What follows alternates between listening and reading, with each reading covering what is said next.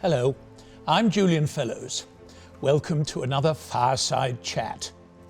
To celebrate the upcoming release of Downton Abbey, A New Era, I'm sitting down with members of the cast in this new series dedicated to celebrating all things Downton with you.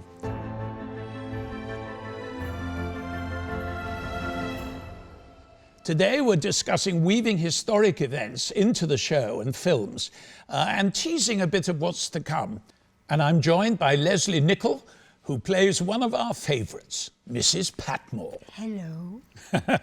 Julian, we never get a chance to sit down and have a chat, Julian. I've got a few questions I've been pondering on. The first would be, was it always important to you to portray real historical events in the series and in the film? Yes, is the short answer to that. I mean, the fact is, I think that real events anchor the series in its own time. And I want to give that sense to characters that they are responding to what's going on in the greater world around them, to make them more real. Sometimes you have a dramatic purpose. I mean, I opened the series basically with Robert looking at his paper, and there was the familiar four-funneled liner, the Titanic. Yeah. And what that did is it said to the audience, oh, this is when we're starting the show. And most people, they may not be historians, they may not know anything about it really, but they probably know that the Titanic sank just before the First World War, and they can probably work that out. Gives them a clue, doesn't it? It gives them a clue, it gives them a starting point. Julian, is there one historical storyline that stands out particularly that you're proud of? I think a lot of the historical background of the show worked well, actually.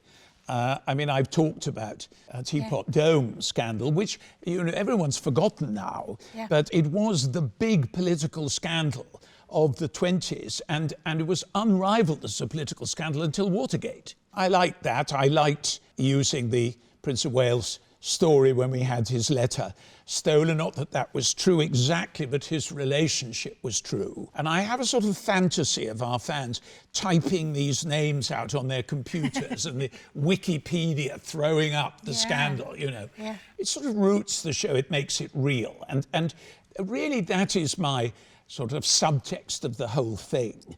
These were real people. So, Julian, in this new film, the Crawleys go on this big adventure to the French Riviera. Was there an inspiration for you to bring that storyline in? So I was reading this book about the Riviera, and I came upon this wonderful character called Maxine Elliott, who was an American actress who came over to England, and she made a fortune and bought a great house and got to know everyone. She was terrific for working the room.